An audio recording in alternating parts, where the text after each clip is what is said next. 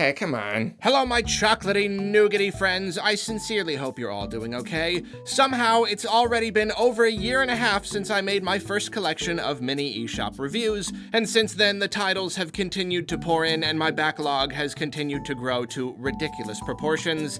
At the time of this recording, many of us are stuck inside all day, so I figured this was as good a time as any to return to the format. Even if just a few people find new games to play thanks to this video, I will be happy. As with the last video, I call these reviews even though the whole thing is handled a little differently. If I find that I've lost interest in a game, I don't always want to finish it, but in a case like that, I still want to talk about the game here. Because of this, it wouldn't be fair for me to give these games scores since I can't score the entire experience. So some of these are reviews, some are more like impressions videos or half reviews or review impressions or whatever you want to call them. Just kind of my thoughts on some games. With that said, let us get started. The Tourist captured my interest immediately when it was revealed last year in an Indie World presentation. The game looked very strange and interesting, sure, but just as interesting was the fact that it was made by shin'en. Shin'en is an extremely talented developer that specializes in creating incredible graphical experiences on Nintendo hardware. Thing is, their catalog is actually really small, and they spend a lot of their time porting and re-releasing their games. They've done racing, they've done physics puzzles, they've done golf, but not only was The Tourist one of those very rare brand new games to come from the studio, it was an adventure game to boot. Well, I finally picked it up and I can say that it is a delightful experience. It uses this blocky voxel style that's very colorful and easy on the eyes. Being a shin'en game, it offers some beautiful effects, all while running smooth as butter.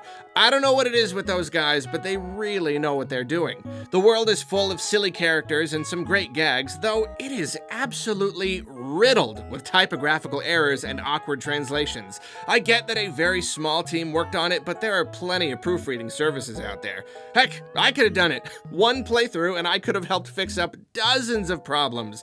Anyway, The Tourist is an adventure game at heart. You wander around a series of islands interacting with people and objects, and you progress by acquiring certain abilities and items. There are a great number of quests to complete, so it has you running around all over the place, searching and fetching and interacting and experimenting. I could see this getting really old, especially since you have to take a boat between islands, but the islands are small enough and the transition is fast enough that it never really feels like a chore. There are a lot of mini games to play to help mix up the experience. Some of these are good fun. A good portion of my time with the game was spent in this long cave where you collect diamonds as you work your way down. But some are frustrating, and I will never 100% the game because one quest is tied to these super hard arcade games that I just don't have the patience for, so that's disappointing. It's fun enough just exploring these islands, but the most intriguing part about the game is its series of dungeons. They're incredibly short, and some of them feature platforming challenges that almost feel purposefully aggravating. But most of the time they're fun, and it's the visuals in these places that I love most. The art style and lighting are just so beautifully done, and they capture this very cool, kind of moody and surreal vibe. Just like the dungeons, the game is super short. It will probably take you between 4 and 6 hours to beat, depending on how thorough you are. I'm all for a condensed experience that doesn't overstay its welcome, though in this case, I did feel like I was a hair away from being completely satisfied. I think the overworld was probably perfect, and those dungeons should have just been a bit longer so they felt a little more substantial. Overall, The Tourist might be a little pricey considering the amount of content you get. The replay value probably isn't great, and it hinting so heavily at a sequel makes it feel like even less of a full package, but it's still a delightful time, and I enjoyed it thoroughly. Between the lovely visuals and the emphasis on exploration, it's the kind of adventure game I wish there were more of.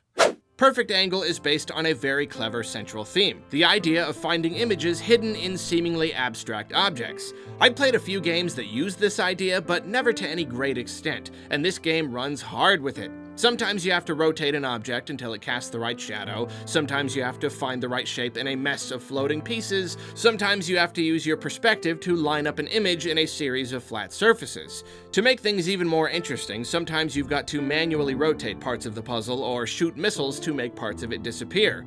It isn't long before the different puzzle types start to repeat themselves, but there's still a good amount of variety here, especially when I went in expecting nothing more than playing with shadows. In fact, the overall production value impressed me quite a lot. You can tell it's a low-budget game as it's fairly rough around the edges, but between puzzles you fly all around this weird futuristic city, and some of these transitions are very cool. It's also got something of a story that's told throughout the game. The objects follow themes and fit into the narrative, and you get a new little piece of that narrative with each chunk of puzzles you solve. It's not the most compelling story, and it's mostly nonsensical if I'm honest, but it's a nice little addition. And even with this whole narrative thing with all its fancy transitions, the game still provides a decent amount of content. It's got over 100 levels, and it's taken me quite a few sessions to chip away at it. If the game has one big problem, it's that a little too often the solution is so hard to find that you'll end up just stumbling upon it by chance, and even when you do, you can't even make out what the shape is supposed to be until the game renders a 3D model of it.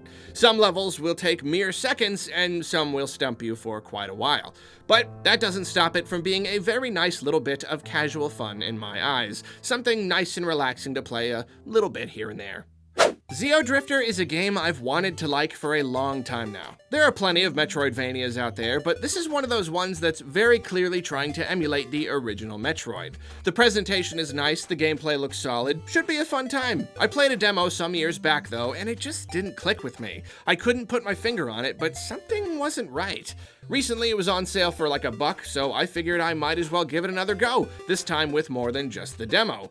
Unfortunately, I still do not like this game, though at least now I have more of an understanding of why. It does have some nice things going for it. That pixel style is still alright, and I love how you fly a tiny little ship around the map screen to reach different planets. There's a mechanic where you can jump into the background, and that offers a decently fun little twist to traversal.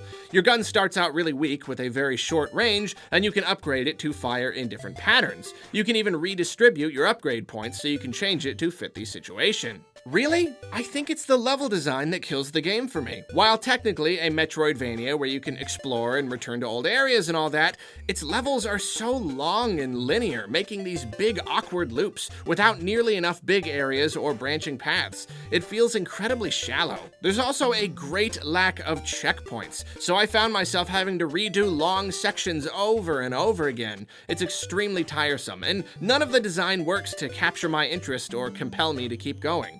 And you know what? Maybe there's still more that I can't put my finger on. The controls are fairly tight, but I never found myself enjoying the combat or the platforming per se. Could come down to some little style thing that, again, just doesn't click with me. I love me some Metroidvanias, so it's disappointing that I didn't even enjoy this one enough to finish it. But it's polished enough that I'm sure plenty of other people will like it just fine. I mean, for $1, it's certainly worth a try at least. The next two games feature religious illusions paired with very dark themes, and one of them features violent imagery, so feel free to skip ahead or stop the video if you're sensitive to that kind of thing. Sagebrush is, in my opinion, the perfect example of a first-person exploration game, or walking simulator, grumble grumble, done right. It has you exploring an abandoned compound that previously belonged to a cult. Something very bad happened there a few years ago, and it's up to you to look around and piece it together. This cult theme has been explored many times in movies and shows and whatnot, but a video game offers a very unique opportunity to see how a cult works and take it all in at your own pace. The entire compound is open to you, and every building gives you a little piece of the story. You progress adventure style, finding keys and tools to unlock areas, which leads you to more keys and tools, etc. All the while, you'll find journals and documents and tape recordings, and these do a terrific job of easing you into the story, teaching you about the people who lived in the compound, then developing that story and escalating into the events that occurred prior to the game. It's incredibly nuanced. It can't be easy telling a story in such a non-linear way. It's all particularly good as well, because the creator of the game actually did a ton of research into how cults tend to work and how their leaders manipulate the members, and that research is reflected in the end product. It's a fascinating psychological study into the subject. The visuals are that low-poly PS1 kind of thing, and I'm slightly torn on them. There are times, especially when looking out over the compound, when it does seem a little bit too muddy. These kinds of graphics don't work quite as well in wide-open areas. However, I do still enjoy them, as this style tends to give a very vague, surreal, spooky kind of feel to anything. The game does a wonderful job of building atmosphere and tension, and the slowly setting sun mirrors the progressively more grim discoveries you make. The whole thing is paced very well and culminates into a terrific and satisfying ending. I've played many games like this, and there are just so many pitfalls they tend to fall into. Obtuse puzzles, amateurish writing, bad pacing, samey themes and ideas, vague and unsatisfying endings. But Sagebrush falls into none of those pitfalls. It's a shining gem in the genre, an absolute diamond in the rough. And if you like narrative games like this and find the subject matter interesting, you are sure to have a good time with it. I didn't even plan on playing Blasphemous, at least not for a good long while. My backlog is a mile long. I didn't need to add yet another game to it, especially if I couldn't buy it at some crazy low sale price or something. But something about this game kept calling to me. The gameplay and the visuals just looked so good.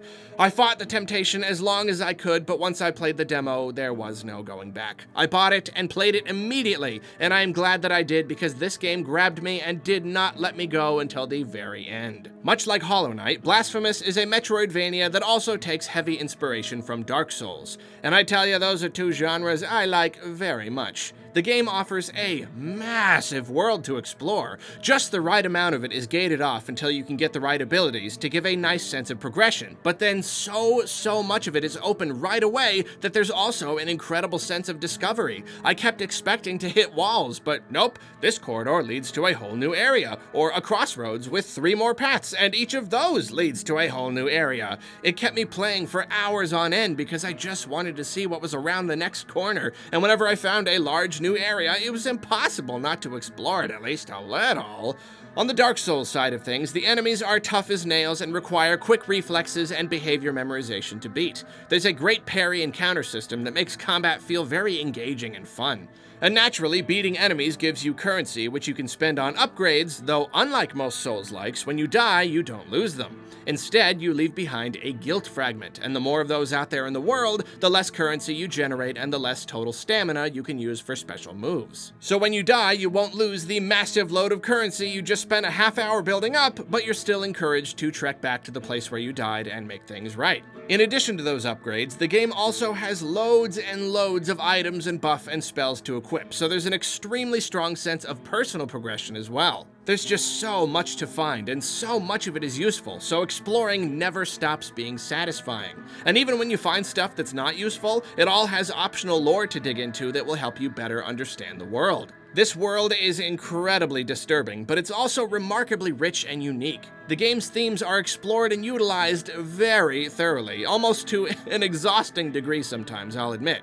Oh man, and the visuals. This is some of the finest pixel art I've ever seen. Every inch of the game is gorgeous, especially all the grotesque enemy designs. The bosses in particular are these towering monstrosities, rendered in exquisite detail. The game does have some issues, or at least it did when I played it. Some of the platforming could be a bit wonky, which made some sequences way more frustrating than they needed to be. A couple other niggling annoyances too.